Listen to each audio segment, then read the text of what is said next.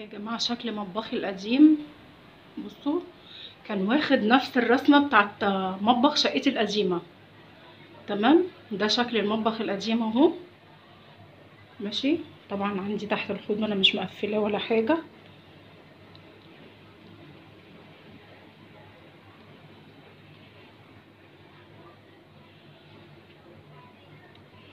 والقطعة دي برضو كانت واخدة زاوية في شقتي القديمة.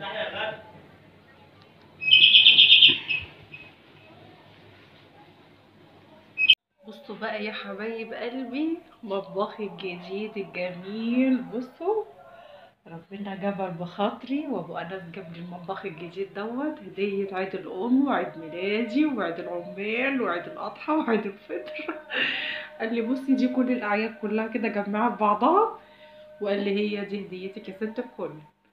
بجد بجد بجد فرحني، ربنا يكبر بخاطره وما زعلنيش. كان نفسي بجد اغير مطبخي من زمان قوي، وبصراحة ما حرمنيش من انه يغير مودي.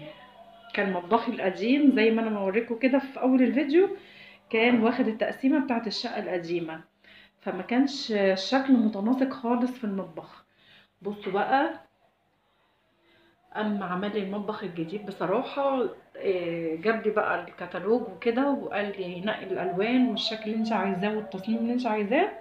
فانا اخترت اللون والشكل زي ما انتم شايفين كده. حبيت اللون ده قوي قوي قوي. بصوا يا جماعه، عجبني قوي قوي اللون ده بصراحه. عملت بقى الدولاب هنا، ودي وحدات ادراج. حتى دي لسه كده، دي لسه هيجي ضلفة هنا هتركب هتقفل على كل الكلام ده. دي وحدة المنظفات، 3 ارفف اهي. بصوا، طبعا لسه فاضية، لسه هيجي هنا ضلفة كده عليها. وديت الوحدة اللي هي بتاعت المقشات بقى والمساحات والحاجات ديت، او ممكن استغلها في اي حاجة يعني. والدولاب من جوه هنا برضو. بصوا، 3 ظروف كبار اهم شايلين حاجات اهو.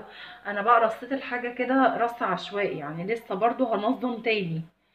فاهميني؟ لان انا طبعا كانت الدنيا مكركبه، فكنت حاطه الحاجه كده بطريقه يعني، قلت ارصها بس مؤقتا لحد ما ايه اظبط الدنيا، وبعد كده ارجع ارتب تاني.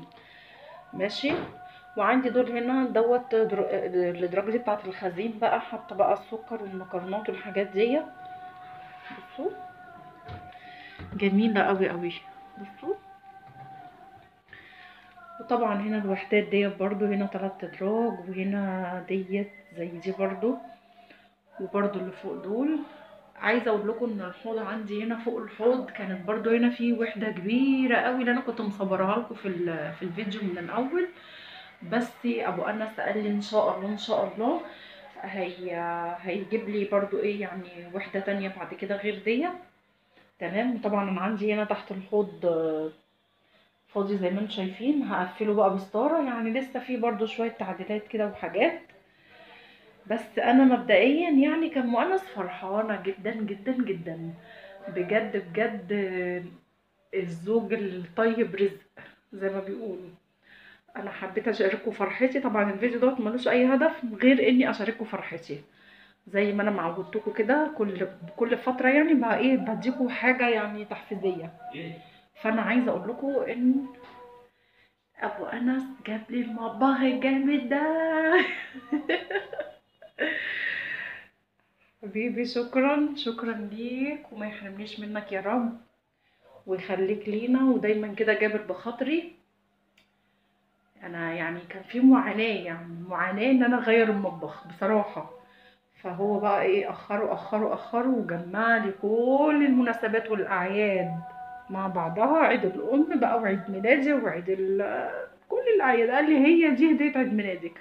فانا بالنسبة لي كمؤنس فرحانة جدا. بجد يا جماعة، قولوا لي بقى رأيكم في الكومنتات. المطبخ بقى كده، ولسه هنا بقى كده هجيب ماسورة ان شاء الله. برضو الشركة هتجيب لي مع الضلفة اللي ناقصة ديت ماسورة هنا كده هعلقها. وهعمل بقى برضو النور الليد اللي هو بتاع شهر رمضان ده بقى، ولسه هحط بقى زينة رمضان ان شاء الله. يعني ناوي اعمل برضو شوية حاجات كده وتركات.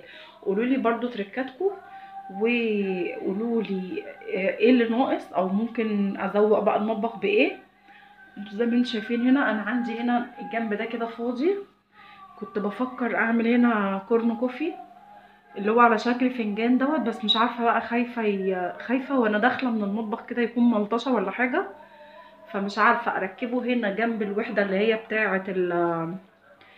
بتاعه الدولاب. بصوا دي داخله المطبخ اهيت، والحيطه دي كده فاضيه. انا حتى كنت حاطه فوق هنا مروحه، بس المروحه باظت. فممكن بقى على دخلة الصيف ان شاء الله اركب مروحه تاني. ماشي، فقولوا لي بقى احط كورن كوفي هنا، ولا ممكن احطه في الجنب اللي هو فاضي ده خالص. قولوا لي برضو افكاركم. والجنب الفاضي دوت ممكن احط فيه ايه. ماشي، حتى بصوا مطرح المطبخ القديم اللي انا شلته. بصوا الاخرام ديت مش عارفه اعمل معاها ايه بصراحه. فقولوا لي برضو كده على افكار حلوه اداري بيها الاخرام ديت، او ممكن اعلق ايه تداري الحاجات ديت لحد ما اشوف هعمل ايه. لسه بقى هزوقه بقى بزينة رمضان والحاجات الجميلة الحلوة بتاعت رمضان دي. بجد بجد فرحانة قوي قوي قوي قوي. حبايب ام انس، قولوا لي بقى رأيكم في الكومنتات، وقولوا لي افكار وحاجات حلوة كده ازوق بيها المطبخ. ولو في حاجة ناقصة فيه قولوا لي، ادوني افكاركم برضو وارائكم. تمام. وعايزة اقول لكم الوحدة ديت المفروض بقى من جوه هنا هعلق علقه كده اللي هي بتتعلق عليها المساحات والمقاشات والحاجات دي. بس انا لسه ما مركبتهاش طبعا. انا مش عارفه اللون عشان اسود مش باين قوي.